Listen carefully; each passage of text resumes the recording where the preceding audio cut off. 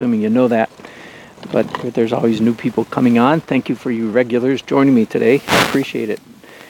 I don't know what you do for a living. What I do living is this, is I paint. And I'm a blessed man, that is for sure.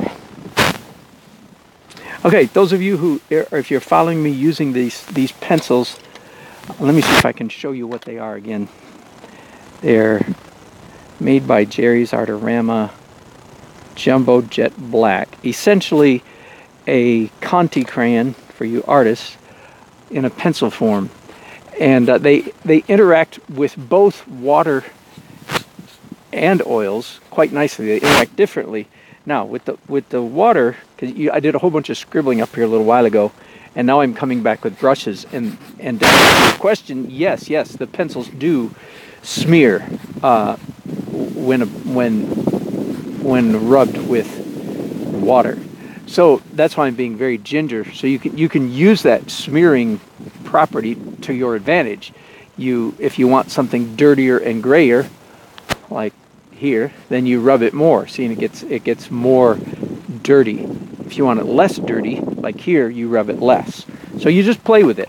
It doesn't mean it, some people get really dismayed. My pencil's smeared. Well, yeah, of course it's smeared. You use the smear artfully. You use it as another tool. How much smear do you want is the question. Now, I like these drips. There's just a little bit too much of it right there. Okay, so I'm done with that layer already. I just did color on top of that, and I don't even have to wait for that to dry because it's drying so quickly. I'm going to do blue.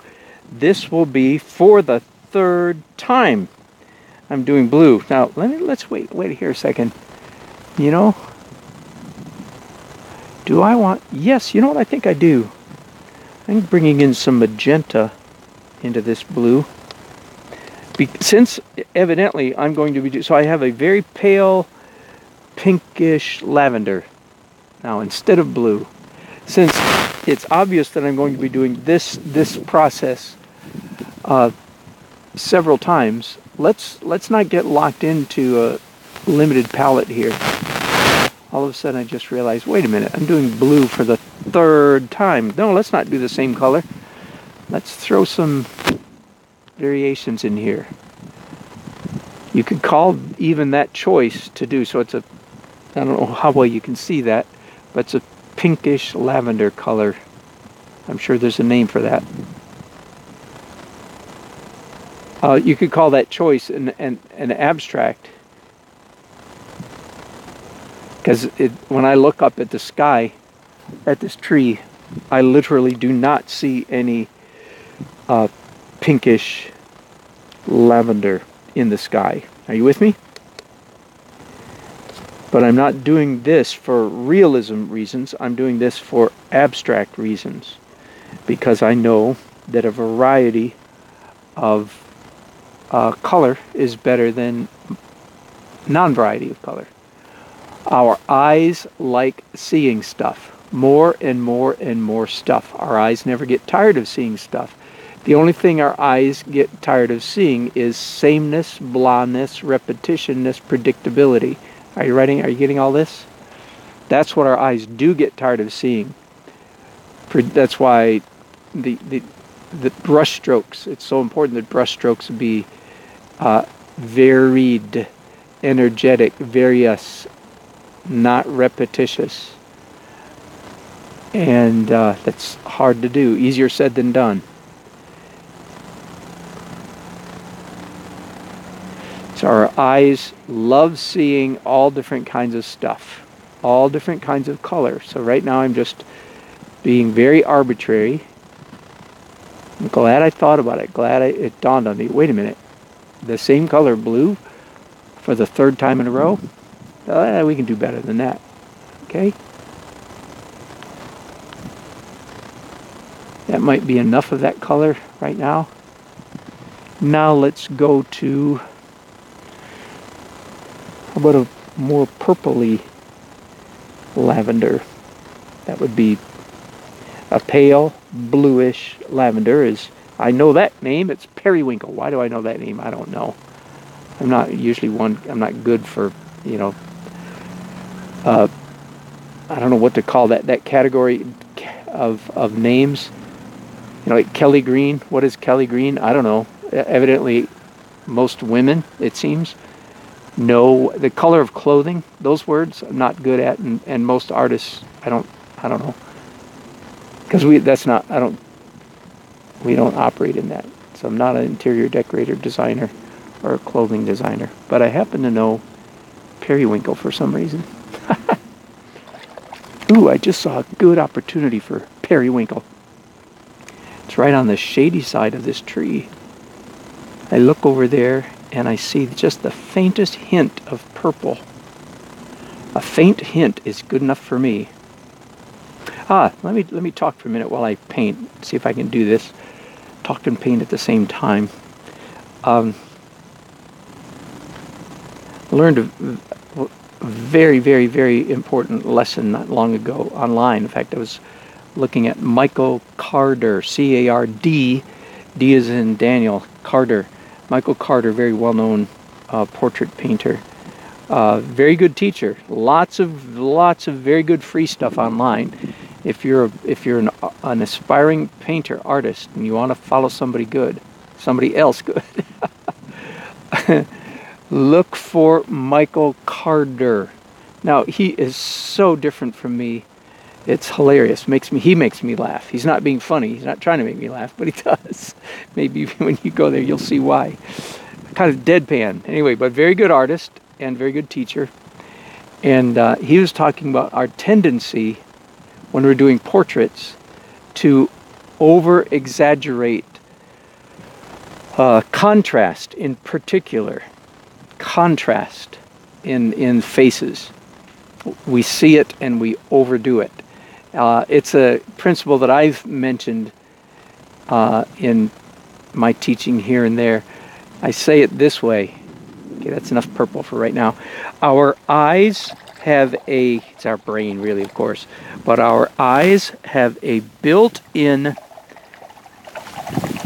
telescopic function. What I mean is this.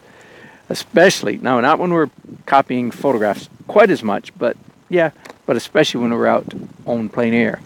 Our eyes, whatever we focus on mentally, sharply, acutely, with our mind, in order to draw it, whatever we're focusing on, we look at it carefully and it tends to enlarge, that is, get bigger in our field of vision. Like if I was looking at one leaf here, over there, I would be zeroing in on it and it would tend to grow as I focus on it. It would get bigger in my mind, and that's something you very much have to fight against when you're trying to paint realistically, is that built-in telegraphic function. Because if you let it go if you go with your intuition, you will soon, everything on your painting will get larger and larger and larger and larger, and then won't fit on your painting. If you've tried to paint for any length of time, you've had that experience, I hope. So you know what I'm talking about. Well, not only do our eyes have a built-in telescopic function, they also have a built-in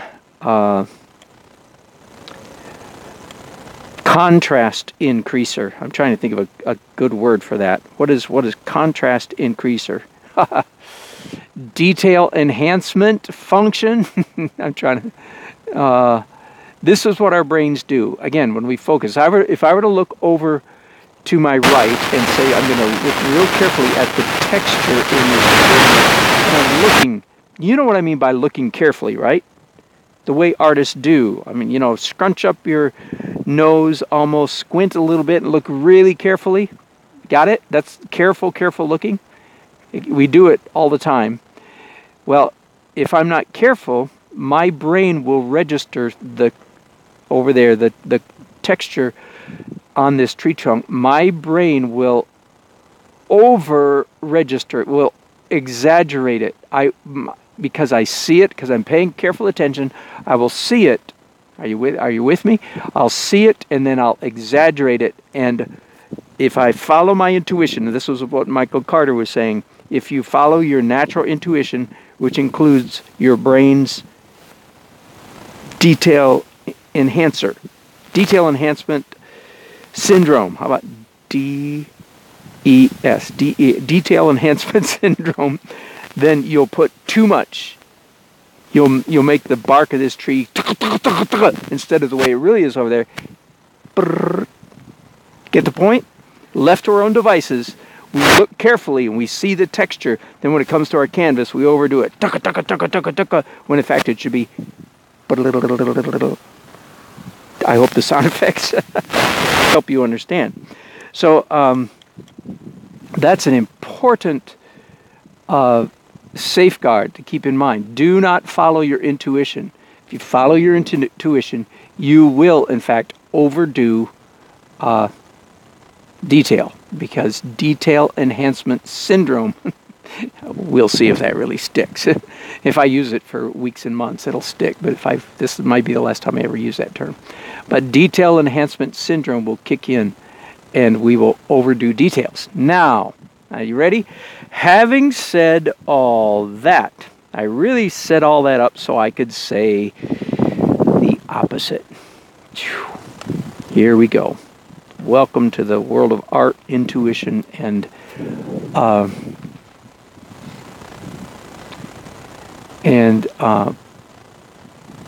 paradoxes. Here's a paradox.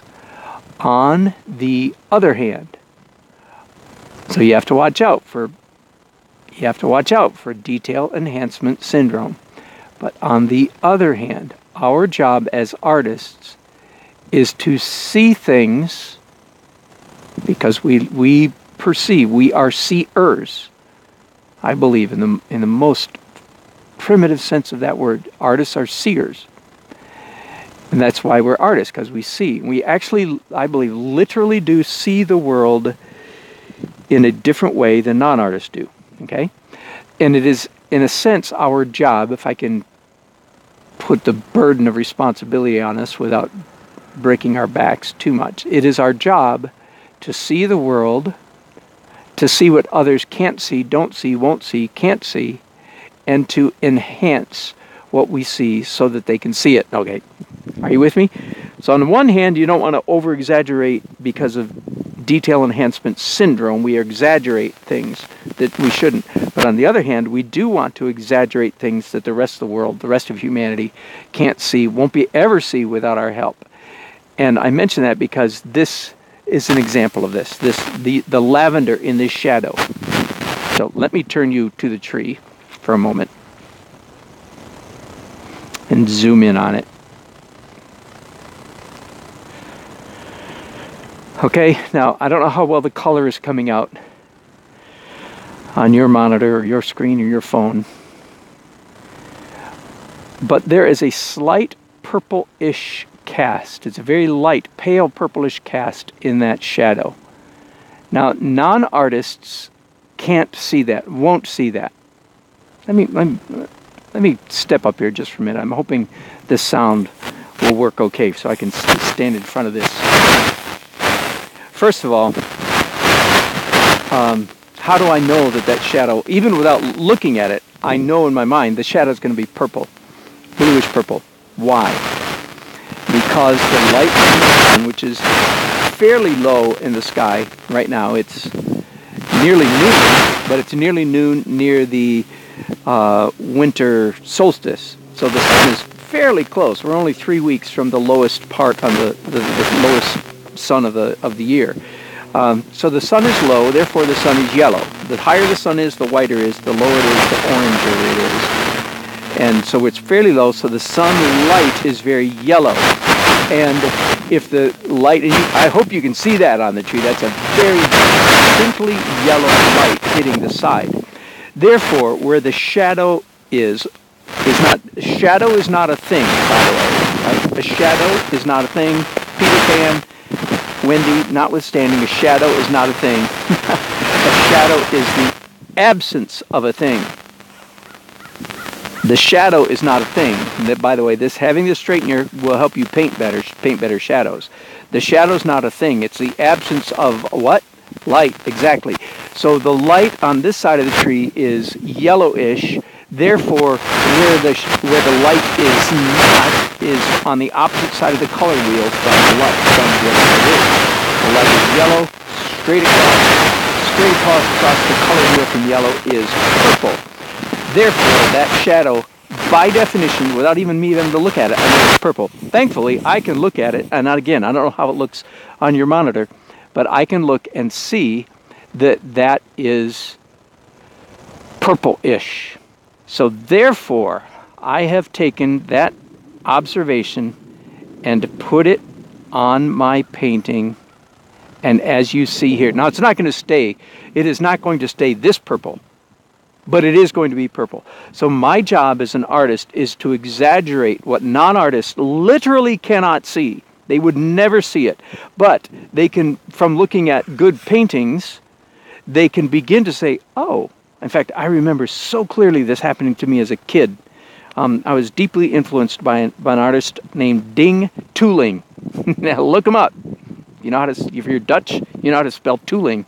Ding, D-I-N-G, Ding Tooling. Very influenced personally by this man. And he taught me how to see all kinds of things in the world. For years, I drew Ding as a kid. As a 9, 10, 11, 12-year-old kid, I emulated him because he showed me what trees look like. So here I'm doing the same thing for others. I'm helping non-artists say, oh, by golly, I guess there is some purple in that shadow. And then when they come out here to the farm and they look at a tree over there, they go, well, golly, that looks just like a Dan Nelson painting. Do you hear how it gets switched around? But I'm opening their eyes to see what's really there. Okay, that was a lot of preaching and teaching and talking. And let me make sure you guys are all still here. Or there's a few people watching. Heather, do I concern myself with repetitive patterns in realism? Oh, absolutely. Absolutely. That's a continual concern. And just the other day, I was painting a park bench downtown. I don't know if you were with me, and I talked about anytime you have a repeating motif, that is a thing that happens over and over and over again. So here in the trees above me, that's exactly what I have. I have the shape of these branches happening over and over and over and over again. And the one thing I need to be very careful of is that I don't render that sameness, right? Same branch shape, same leaf shape over and over and over and over and over again. I need to be very careful that I don't render that sameness in the same way. In other words, I can't use the same technique, brushstroke, color, paint, tool, and so forth to capture that sameness. I need to invent out of whole cloth, if you will. I need to invent some way to capture or indicate that repeated pattern, like branches, but not by repeating the same. So I'm doing that already, by layer. That's part of this process. Some of these leaves will be done with negative painting around them. Some will be positive painted. Some will be transparent. Some will be opaque. Some will be translucent. Some will be done with pencils. Some will be done with dark paint, light paint, palette knife, and so on and so on and so forth. All different techniques for trying to achieve this repetitious pattern. Yeah, and by the way, randomness is very hard for human beings to achieve. Even when you know it's hard, it's still hard to achieve something that truly looks random, like the growth of branches on a big old oak tree. And of course, in some respects, it is random, and in other respects, it's predictable. And you need to strike that magic balance between predictability and randomness, because that's what the tree has, a balance between predictability and randomness. Whew. Okay, I fear I'm talking too much.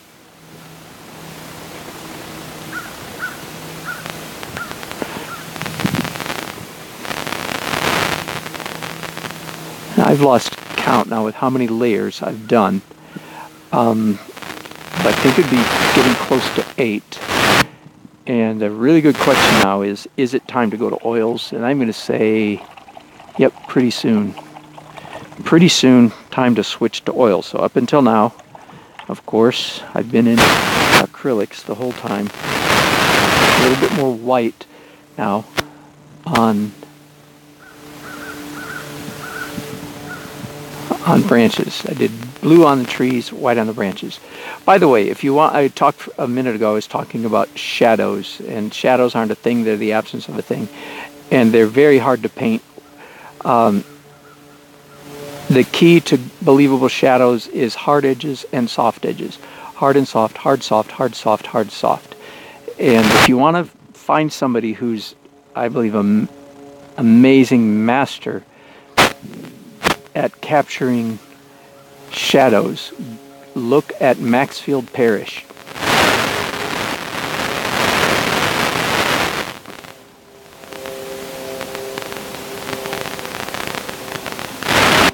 Maxfield Parrish, one generation previous to Norman Rockwell, if you will. Very, very, very popular painter in the early 20th century. And look at his shadows. There's shadows on pillars and so forth. Shadows on clay pots.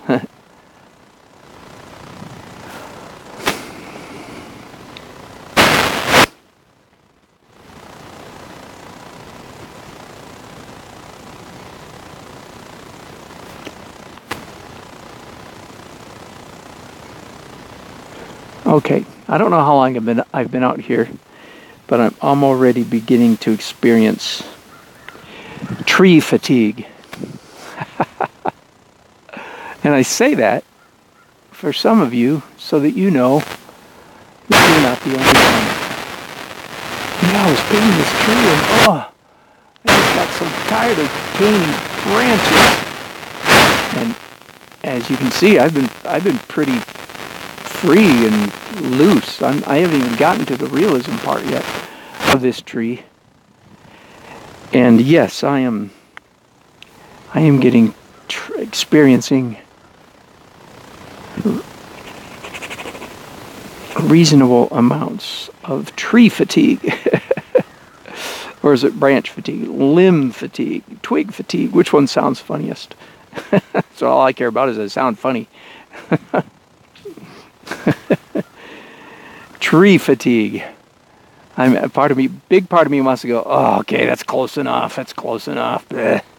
That's close enough. I'm tired of painting trees. And of course, one solution to that is, okay, take a break, buddy. Of course, I don't feel like I can take a break because I have people watching me. That's part of the reason why I want you to watch me, is because it keeps my nose to the grindstone. Does that make sense?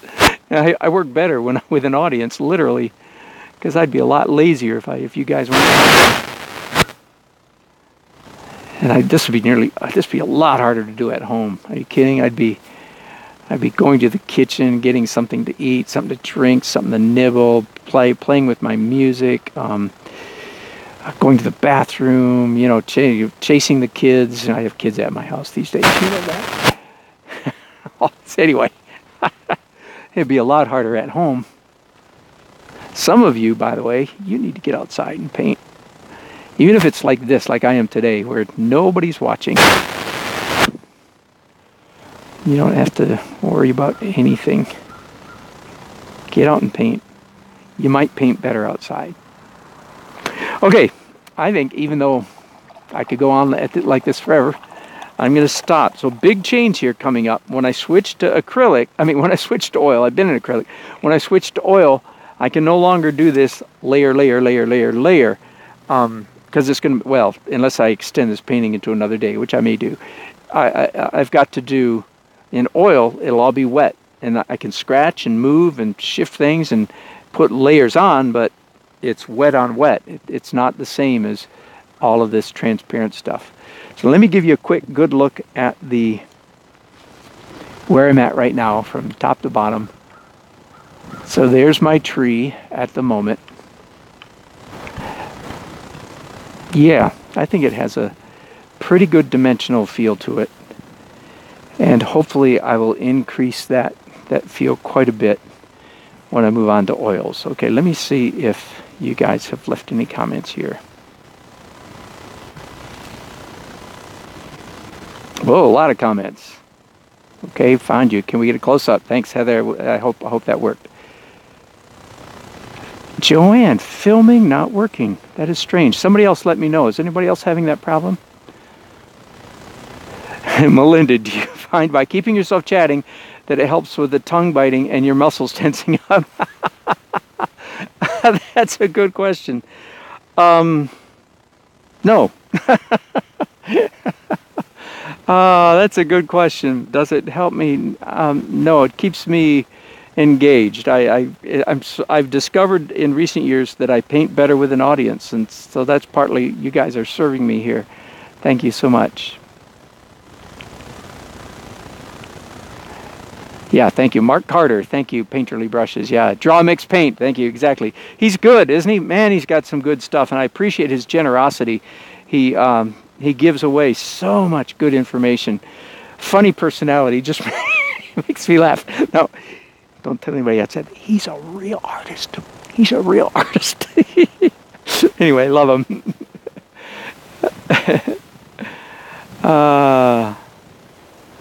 Thanks, Joanne. Sorry for your troubles. Hope it gets okay. Thanks, Joanne. Thanks. I'm glad that's going okay.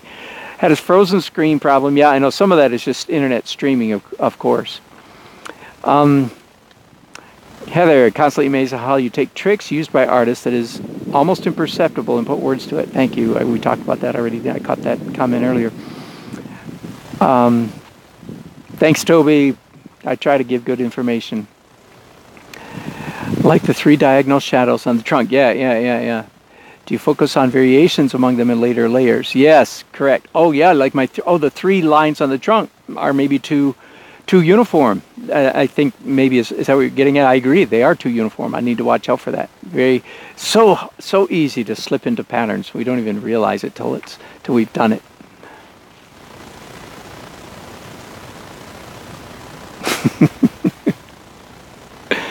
Ben, I hope you can join us sometime. In Alex Arts, in your country, it's nighttime. Yeah, well, thank you. You can watch us and see what it's like when the sun's still shining. Dan the Tree Man. Thank you, Ben. Fatigued. You guys are too funny.